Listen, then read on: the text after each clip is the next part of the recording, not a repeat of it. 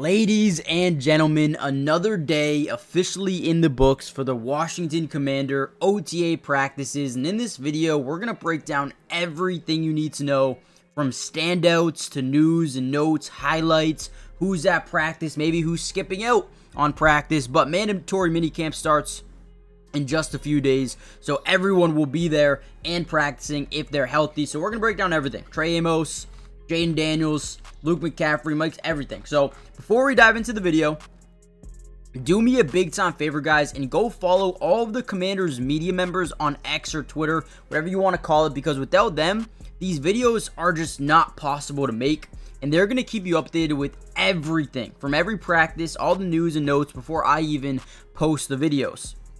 So make sure you guys go give them a follow if you haven't already done so. And with that being said, let's just dive into the video. Now, obviously, right here, we're just seeing some quarterback reps, right? You see Jayden Daniels, you see Sam Hartman, you see Marcus Mariota. I believe Josh Johnson is out there today. Brian Robinson.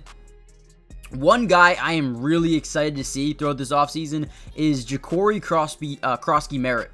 Now, obviously, we could talk about that a little later. Right here, we see some wide receivers, some quarterbacks going through some work. There's 87, John Bates, who seems to be the backup tight end right now. Continue to go through these drills here. Another one to the wide receivers. Down the field, not sure who's wearing that non-contact jersey, but not contacting anyway.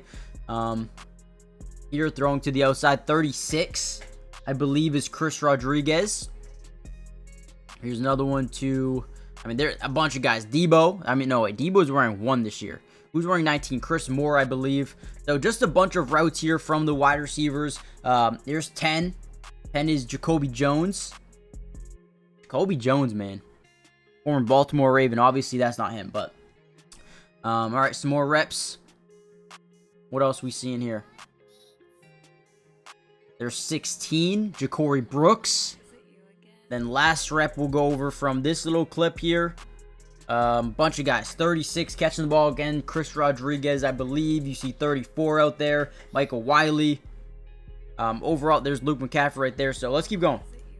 We also got to see a little bit of Bobby Wagner. He's out here today. I'm excited to see how he helps develop some of these younger guys in terms of, first of all, Jordan McGee, the 5th round pick of last year. You'll obviously draft Kane Madrano in the 6th round of this year's NFL draft. You have Dominique Hampton, who's more of a weak side linebacker than he is a Mike. But again, Bobby Wagner is going to be huge for the development of this football team and a lot of these linebackers going into the next few seasons.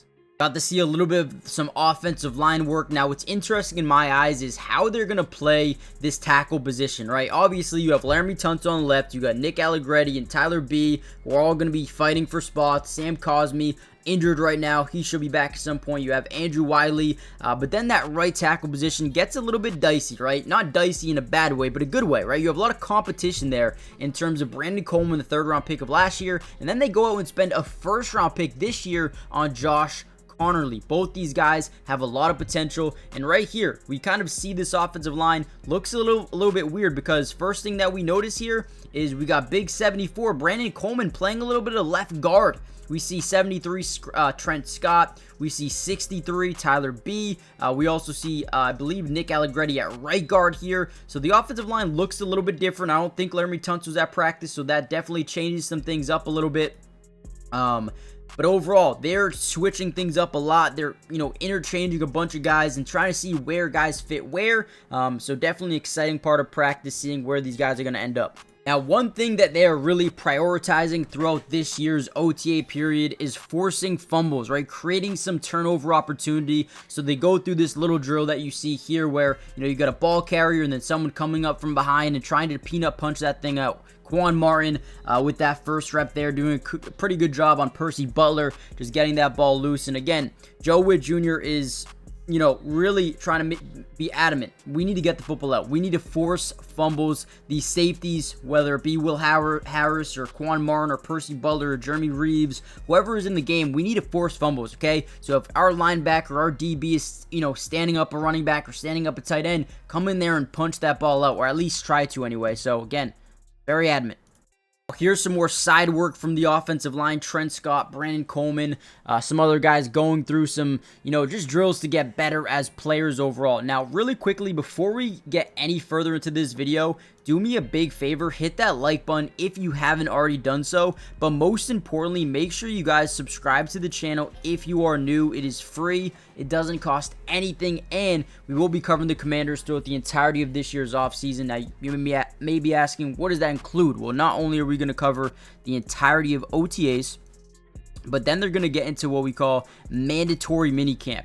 After that, they take about a month off from practices, and then it's training camp. From there, it's basically preseason. Football is basically here once again. We're going to be covering not only practices, but also preseason and regular season football, breaking down all 22 coaches' film. We got you guys covered. Join the family. And with that being said, let's kind of dive back into the video. Comment down below who you think the starting offensive line is going to be. Obviously, right here, you see Trent Scott and Brandon Coleman working a little bit before practice is really set to begin. But they're just putting in work, man, trying to improve each and every single practice, trying to get better, and ultimately, they're competing. They're trying to earn that starting job, both these guys. So, a lot of competition to be had, and that's what makes these off seasons so fun. See which guys prevail and which guys come out on top. All right, here's a little bit more from Jayden Daniels, going through some individual quarterback warm-ups before practice starts. Some more warm-up drills for Jayden Daniels. I expect a big, uptick in production this year, not from Jayden Daniels, but from the offense in general. They were really good last year, but adding Deebo Samuel gives them another, wall of kind of versatility, a new dynamic to this offense off quick screens, get guys the football in open space. And last year, they actually ranked, 6th in the NFL when it came to points per game, ran the ball extremely well because of how Jayden Daniels' versatility kind of affected defenses. But they did rank 22nd in QB sack percentage. They were actually one of the worst teams in football in terms of keeping their quarterback healthy.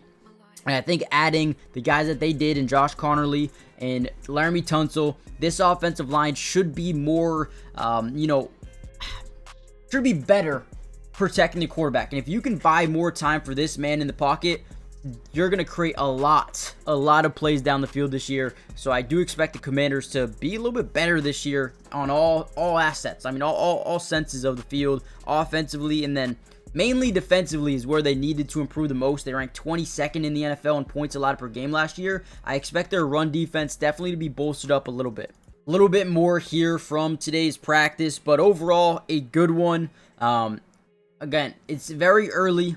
We're going to have to really wait until the start of training camp to really be able to understand who's really standing out. Again, there's no pads on right now.